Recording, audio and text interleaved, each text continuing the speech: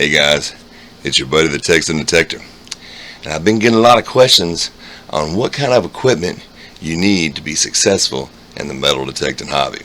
So I figured I'd put together this little video of the 5 things every detectorist needs to be successful as a metal detectorist. Alright, well, let's get to it.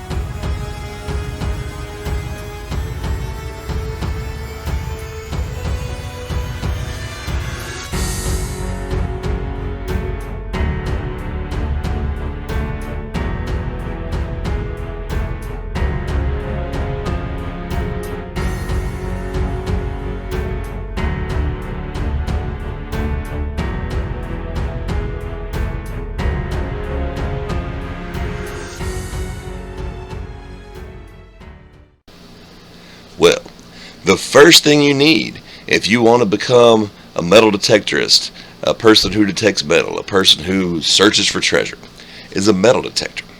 Now, the question is, what metal detector is right for you? A lot of things factor into that. Budget, terrain, ease of use. If you're a real tech savvy guy or you're a person that wants to start off with something pretty easy, you want to take all those factors into consideration and find the detector that's right for you. The first thing that I say you do is decide what type of area you're going to detect. If you live close to the beach and you want to go out and try to find gold rings and pirate treasure, you're going to want to find a detector that works well on the beach.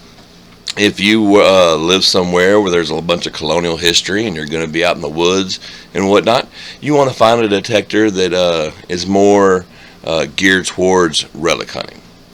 So an easy thing to do is to figure out what type of detecting you're going to do, figure out your budget, and go to YouTube like you are right now. YouTube beach detecting, or YouTube relic hunting, or YouTube river detecting.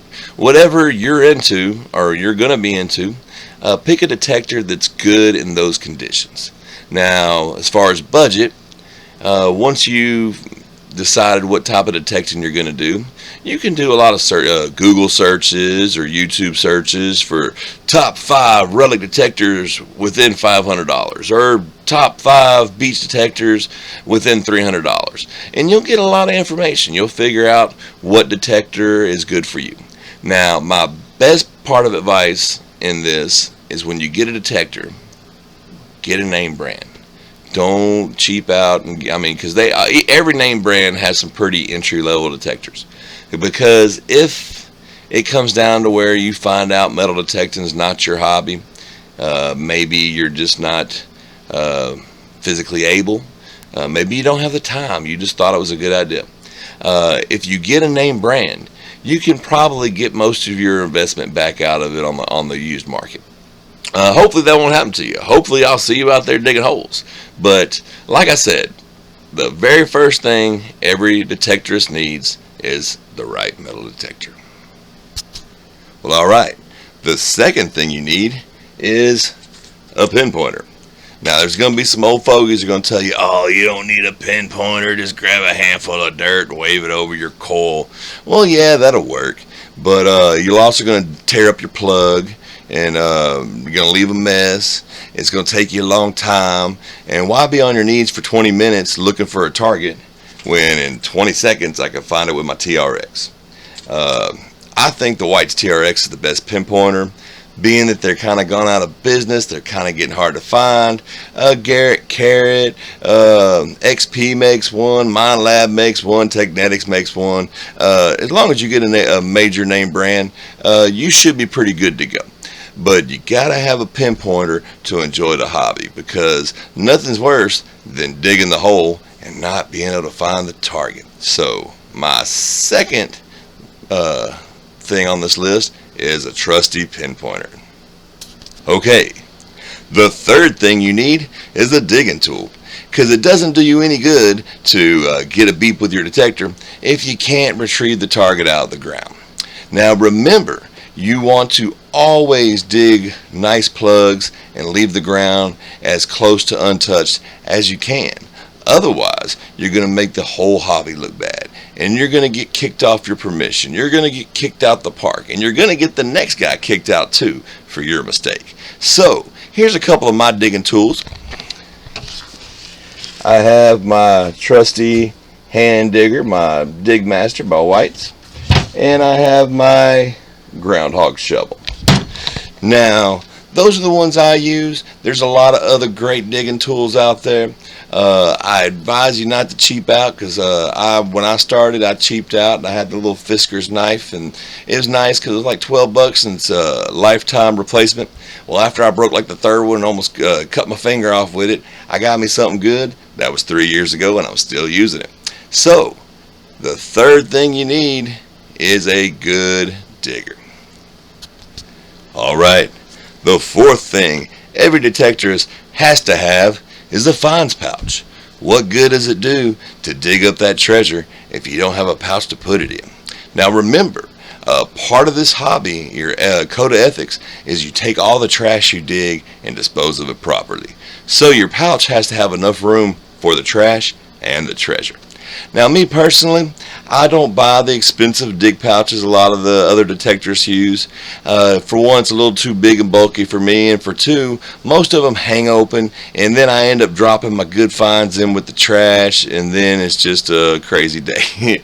So let me show you two of the pouches I use. You can use whatever you want. You want to use the man purse, the one around your neck, the one strapped to your leg, but me personally, I use mostly this military style little fanny pack.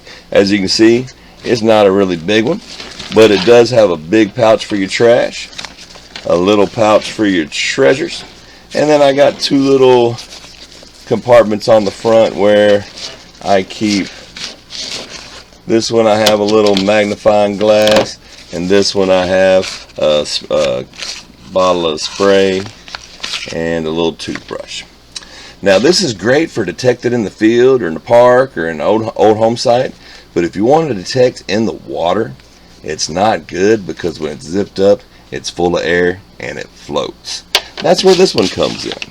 Now,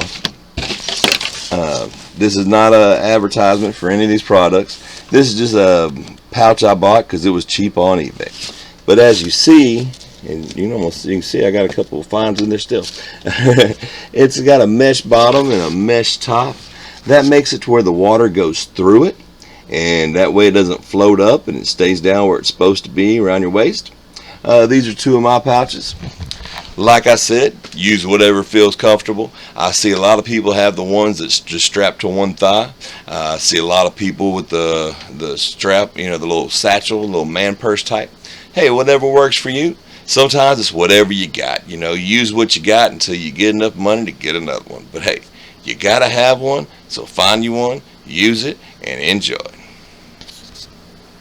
Well, alright, we're up to the fifth thing that every detectorist has to have to enjoy this hobby and be successful. Now, when you're metal detecting, I have dug up some crazy stuff. I have been on playgrounds and dug up old rusty razor blades. I have dug can slaw, jagged metal, molten metal, all type of crazy things. So it's very important to be safe. I was showing my son one day my detector the first time, and I found a target in the yard, and I even told him as I was popping the plug, normally I'd have gloves on when I do this, and I reached in for the target. I could see it shining. I thought it was going to be a coin. Ended up being a piece of can slaw, and I sliced my finger. And I said, see, that's why you need gloves. So, the proper safety equipment. You got to have yourself a good pair of gloves. Me personally, I normally have a pair of knee pads in my bag. And I'm going to show you why you need a good pair of gloves. These gloves have a thick leather padding on them, and if you look, that finger's got a big cut in it. And I don't even normally grab with my middle finger. I normally grab with my pointer finger. But apparently I reached in the hole and there was something sharp and it got my finger.